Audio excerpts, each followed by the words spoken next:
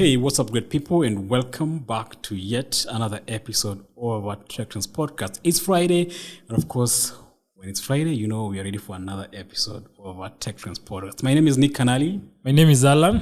Alan, are you on TikTok? Yeah, I have an account, but I'm not active. You know, it's actually interesting how TikTok has grown to be a very, very big platform, and even overtaking apps like, Instagram, like Facebook, like all Snapchat and all the rest. And I have a TikTok account myself, so I have my personal one. Then, of course, the one I run for the company, the TechTrends TikTok page. So if you're in TikTok, you can just go and search TechTrends KE or TechTrends Media. Give us a follow and we get to upload a lot of content we share, especially snippets from this podcast, snippets from productive views we do. So we get to upload them on those pages. And it's also very interesting how interactive TikTok is compared to other social media platforms. Yeah. And then also they're able to keep you watching things for long. Especially with the recommendations.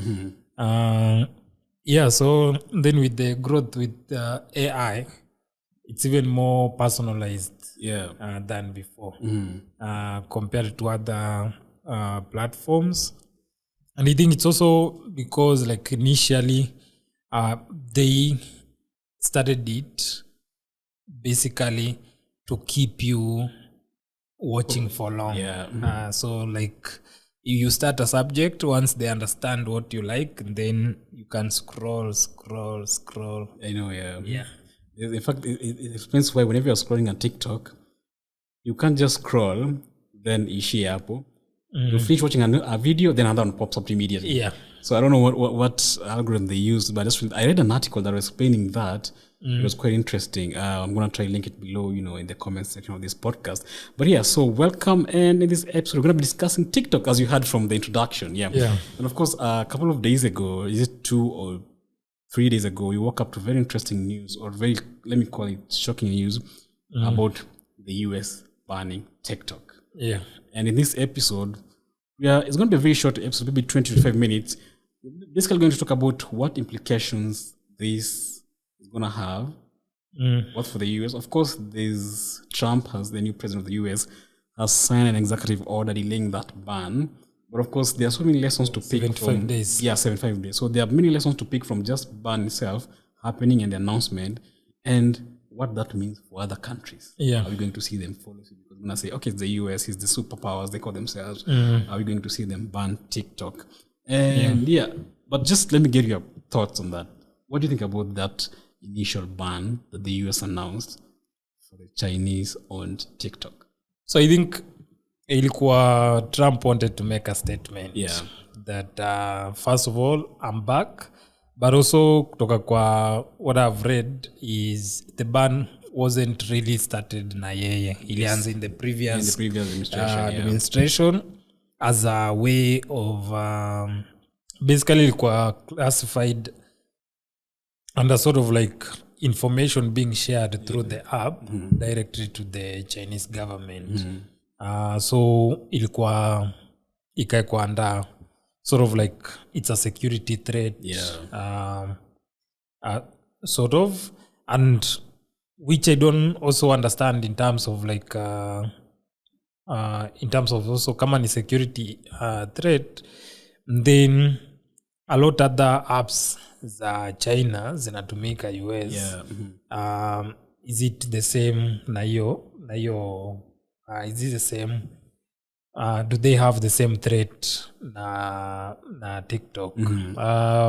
But then it was also the uptake has gotten stronger to the point also I think it's a matter of competition because TikTok ilikuja after Snapchat. So Snapchat ilikuwa the go-to platform for like especially young generations wale wenye wanapenda short content. But then TikTok comes and Snapchat we rarely hear of Snapchat these days. So you see like saizi ukiingia ulikuwa unaona wanaanza mambo ya glasses and all that, so moving away from a bit on it being a content platform. And then for me nimekuwa ninasema okay, it's for some reason kuna kulingana na hiyo kulingana na the discussions nimeona there are reasons for like the US to care about it, considering that China ni for sure they collect data on every app yenye wanatumia.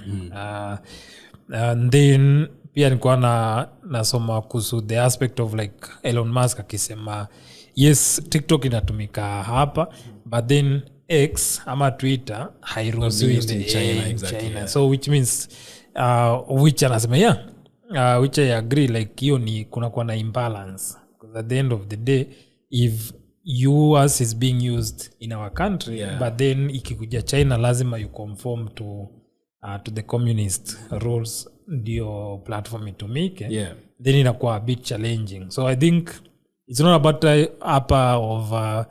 of TikTok. I think it's more of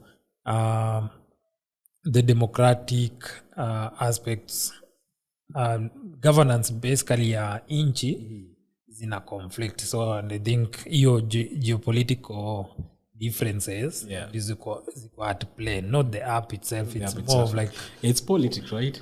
Well, it's interesting how I'm glad you mentioned about China or how X not being used in China. Trust me, the last time I was in China, the few times I've gone there, even you can't even use Google apps. You can't use Google services. Of course, they have their own app.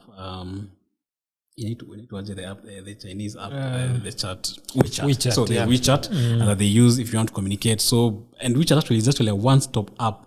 You can do payments, you can do a lot of it. I found it quite interesting. Remember when I was there, people just buy stuff, you scan, you pay actually. I didn't see actually on using physical cash. So that's quite interesting. So let me just take you back. So I was reading an article on AP News, and they've done a very interesting breakdown of basically the history of what happened until that ban happened. So I'm going to just cite them here because an article I've just bumped into. So in March 2012, ByteDance, so it's pronounced. So ByteDance is founded by in China by entrepreneur Zhang Yimin. So he's the founder of TikTok. So he runs a company called ByteDance, which actually owns TikTok. So in July 2014, startup musical.ly, later known for eponymous app used to post short lip-syncing video, is founded in China by entrepreneur Alex Su.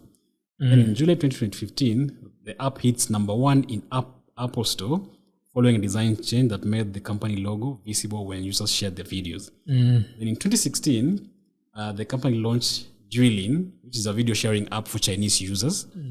Its popularity inspired the company to spin off a version of foreign audiences called TikTok. And in November 2017, the company acquired Musical for $1 billion, and 9 months later, ByteDance merges it with TikTok. So it's powered by an algorithm that encourages binge watching. Users begin to share a wide variety of video on the app, including dance moves, kitchen food presentations, and various challenges to perform, record, post, act that range from serious to satirical, of course. And in February 2019, an American rapper called Lil Nas X released the country's trap song Old Town Road. Yeah, of course we know about the Old Town Road on TikTok, where it goes viral and pushes the song to a record 17 weeks in the #1 spot on the Billboard Hot 100 chart. Then in September 2019, the Washington Post reports that while images of Hong Kong democracy protests and police crackdowns are common on most social media sites, they are strangely, absent on TikTok. The same story notes that TikTok posts with the hashtag #Trump2020 tag received more than 7 million views.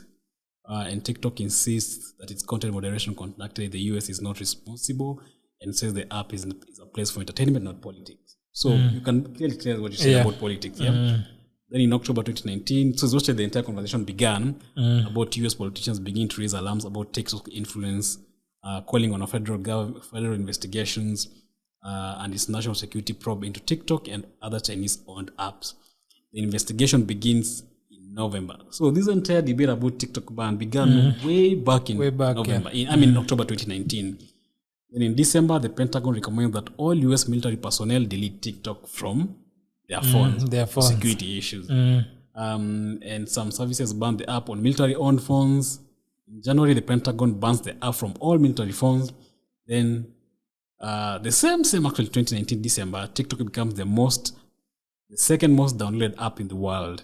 So these are according to data from analytics firm Sensor Tower. Then in May 2020, privacy groups file a complaint alleging TikTok is still violating US child protection laws and flouting a 2019 settlement agreement. The company takes the issue off, so they have put it in quotes, takes the issues off safely seriously, and continues to improve safeguards, it says. Then TikTok hires a former Disney executive as its CEO in an apparent attempt to improve US relations. Then in July 2020, India bans TikTok and a lot of other Chinese apps. Yeah. Then Trump says he's also considering banning TikTok in 2020, and this was in relation to China's alleged misunderstanding of the COVID-19 pandemic. Yeah. So also Trump had a way to, interplay in this. Yeah. In August 2020, it's a very long until, now in January 2025, when the Supreme Court in the US unanimously upheld the federal law banning TikTok, beginning unless it's sold by China's parent company. So unless the US buys TikTok, that ban continues. So a lot of things. Do you think the US is to some point, because at the end of the day, diplomatically, there are ways of enforcing regulations. For instance, let's say before like Supreme Court ban, wange serve an order to the company saying, okay, these are some of the rules zenye tungependa follow. Now we have realized mkienda away from this, and these are the recommendations that I can make within the next maybe even 60, 90 days or even 6 months. You see, but all this has been ukiangalia hii conversation imekuwa ikihappen away from the legal framework. It's more of like, okay, let's discuss this as a national security issue. Then there's the aspect of MON also. Yes, the app ikiwa inatumika ku gather information for gathering information for the Chinese government. But then there's also the aspect of users being able to use it to generate income for their livelihoods. So in terms of now, Trump at first alikuwa may express, because of course for him he wants US to be seen as the supreme leader when it comes to all other matters, because he relate even with other orders he's making saizi US itoke kwa World Health Organization. He's also recommending a lot of the changes.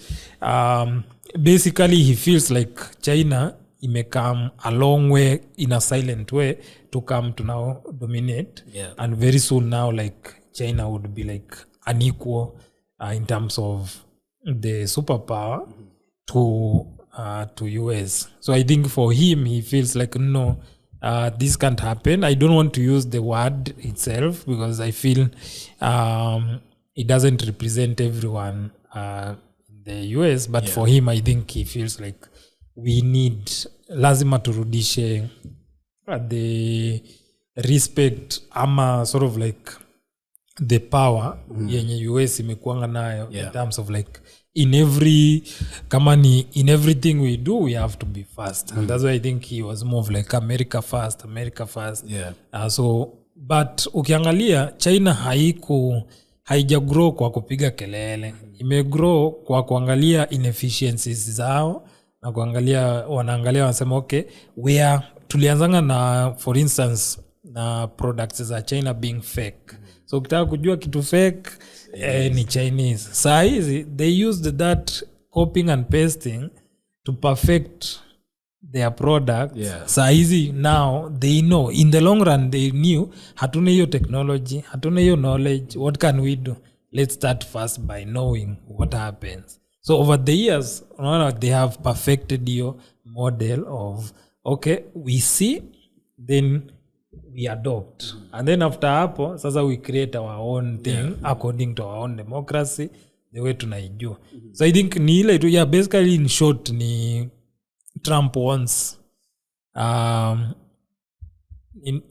he wants US iache ikue sasa the conversation, everyone to start now feeling, hey, US imerudi, US imerudi. But in real essence, I think also for him atakuwa na hard time kwa sababu he's dealing with a country ambaye imetake years of perfection. Seti ni kitu ati wamekuja tu sasa kama sasa hivi venye amekuja amesema nimekuja in the next 5 years mtaniona. No, you realize hata president wa nini wa China haongeangi sana. So you will only be seeing things zenye zina happen of which it's a good tactics ya, especially in the hata shule ulikuwa na realize like wase mnakwambia nitakugonga but the actual person mwenye atakuja kukugonga hakwambi. So I feel niyo two threats like, hey, we need to have a conversation, but he doesn't want to do it direct. In fact, one of the things I've picked from just reading about this entire conversation and this entire debate about the TikTok ban in the US, so there's the point about comprehensive data laws, right? So of course, one of the main things the US talking about is TikTok is spying on us. They're collecting data and going to China and selling it to Chinese government and all that stuff. But my argument will be, maybe this issue stems from the absence of the lack of stronger privacy regulation, not just for the US, even for TikTok alone, even the US themselves. Because if you have stronger regulations, you'll be in a better way to actually handle and even do. I mean, how many times have we seen other countries, even the US, even India, fine Meta violating some data privacy laws? Even in Kenya here alone, we've seen a lot of these loan apps being fined substantial amount of money for just violating data privacy laws. So is it that a lot of a lot of these European countries don't have stronger data laws? Protection? No, it's beyond that. It's just we need ownership. The truth is, Trump wants ownership. Actually, I read a tweet of the media quoting him that, no, I'm okay with Elon buying TikTok. So okay, he wants. It's a simple of for us kwa playground. We need to have ownership. So easy for now. I think, I don't know. Yes, TikTok US inaweza kuwa domiciled in the US, but then hiyo aspect ya kwamba like US haina ownership, like hakuna mse wa US mwenye akona majority share or even half of the company. Hiyo ndio issue, because they know, okay, for of which I understand, like if I was in the shoe ya, for instance, the presidency, I would have serious concerns na kama hiyo, in terms of when a company, for instance, iko in the US, then they operate under the rules of the country, right? But when you have a country ambaye it's just like imecopy just the technology, ikawaletea just for you guys, but the rest of the data hujui kwenye inaendanga, like you can't, hakuna msee anaweza toka US aende China kureview servers za TikTok. Hiyo that thing also on my end naona it's an issue kwa sababu already this, considering that kuna hiyo Cold War yenye inaendelea na ukiangalia like in the various ways, even like for instance issue yao na Taiwan, saizi US ndime imekaa katikati ya like China basically kuattack Taiwan.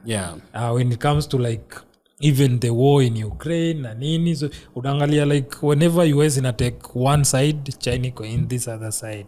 So I think hiyo pia like for them in terms of an attack na nini, hiyo ni kitu yenye sasa ukiangalia temperatures between them haziko ati ile conducive nasema ati you'll be okay with this app being used. And I think also it's the most used app yenye iko na direct link na China. Ukiangalia hizi zingine zote zimekuwa regulated in a different way. So I think wako right to have concerns in terms of like kama wakiwa na ownership inamaanisha sasa part of, because I was reading like the representative wa Chinese government akasema kusema tupeane ownership inamaanisha itabidi to migrate the technology to the US which now also they feel tukiwapatia these algorithms zenye tunatumia then they have the back end access yenye hawataki kupeana. So it's more about kuna ile kwa the country TikTok US wamefuata hizo sheria zote za US. The only thing yenye iko at concern ni hizo filters of the final data. The servers zenye zina hold your data and how they are being used, US haina access. Right. Interesting. And I want us to switch a little bit. So of course, this ban could have a lot of implications. I know there's the 75 window period that Trump has signed into. Someone will wait until 75 days before he actually ban it. I remember he was asked, why is he doing this? Because I also want to use it. And but two things. No, but first, of course, this is going to have a lot of implication to other countries. So the ripple effect globally, we're talking about things about shaping policies and attitude towards tech, data security, and of course international relations. And do you think this is going to be a template, for other countries to decide like, okay, if the US can actually ban TikTok, then we can also do so, right? Maybe they'll feel compelled or they feel embodied to restrict or ban foreign apps, because if the argument of collecting data for the US, of TikTok collecting data, that is the argument the US is doing. I mean, Kenya would use the same argument. TikTok is collecting our data and selling it. I mean, would you see happening? Would you see that happening? It happen kwa sababu saa hizi nimesoma Somalia waliban, Senegal wakaban. And I think for them now, hawajaleta na mambo ya data, they have brought in the aspect of like morality. And then also, yes, security is a first option, a first reason, but for them it's also the aspect of morality. It's like the kind of videos being used, being watched on the platform, and then how, of course, like unaona sasa Muslim countries ziko na restrictions fulani when it comes to like what kind of content you can create, in terms of like restrictions, for instance, communication na nini, what kind of information can you share na hizo vitu zote. Okay. And do you think also these we might actually end up seeing a lot of governments accelerating efforts to regulate tech platforms? It happen kwa sababu especially the focus on data privacy and user protection and everything. It happen, and I think that's why like unaona Kenya inaanza kusema foreign like apps companies ziko na offices in the country, so that kuna ile wako able to enforce certain laws and certain regulations directly to the companies. But also it means kutakuwa na a lot of regulations and a lot of oversight to these countries platforms, because it means just like media is regulated, yes, the platforms zimekuwa zikienjoy the aspect of them being used on a global scale, to be able to not be under certain restrictions. But this time I think most countries are realizing at the end of the day these platforms have a direct link to how people are communicating, how people are sharing information, how people are consuming entertainment, information and all that. So I think it's time now majority especially Africa pia lazima waswata countries mingi zitaanza kufeel sisi hatuna kitu yetu. Because what Trump anaanza kufanya ni he will make other countries feel kwa hivyo wewe kama unataka kuban ya China na zetu na what about the US? Lazima also other countries start now having interest of how the US uses data kutoka Africa. Okay. I don't want to talk about what impact that will have on creators, because in Africa we've not seen TikTok actually paying creators, really, unlike in other countries. I mean, we've seen them paying billions of dollars to a lot of creators across the world, but Kenya is among the countries that really creators don't get to benefit from from TikTok. Well, unless they're really promoting a product which they are paid directly by the company, but the company from TikTok, but from TikTok itself, we really haven't seen TikTok actually paying creators in Africa. So let's not dwell on that. But actually, I said this is going to be a very short conversation because that's a story from a different country. Of course, Kenya, we've seen recently the government talking about social media and how Kenyans are using social media and attacking politicians and all that. And from the conversations and the hints we've seen, if you listen to our last episode of 24-bit podcast with my friends Dixon and Chenze, we broadly actually spoke about that. So I'm going to link that episode, below so I get to listen to it. So basically talk about what social media restrictions look like and if are we facing that direction as Kenya. And of course, that's where conversations like with apps like TikTok come in. So, and as we wind up, I got a very interesting media invite that came from TikTok actually. So for an event they have on the 29th of January. And the title or the subject of that email is TikTok for Business Launch in Kenya. So maybe when I attend that event, I'm going to try ask them about the monetization policies and what that ban mean for that US ban. Although of course it's been halted for a few days or a few months, what that ban means for, for markets like Kenya or just Africa in general, and also just try to get their feedback or their thoughts about that entire ban in the US mean, and of course what they are doing to basically just make sure they stay, because there are a lot of things to pick from that ban and there are a lot of implications that are going to have for Africa and for use of TikTok across the world. I'm interested to hear Kenyatta say. Exactly. But all these things, when we talk about collecting data, I mean, Meta collects data, Instagram collects data, all these Meta-owned companies, they collect data. I mean, if that's the argument, especially the US is basing, especially data security, then of course they can as well ban all these other social media because all of them collect data. I mean, we've had Meta being accused of collecting data from all these other countries that have been fined a lot of money. So if that's the argument the US is using, then as well ban all the other apps.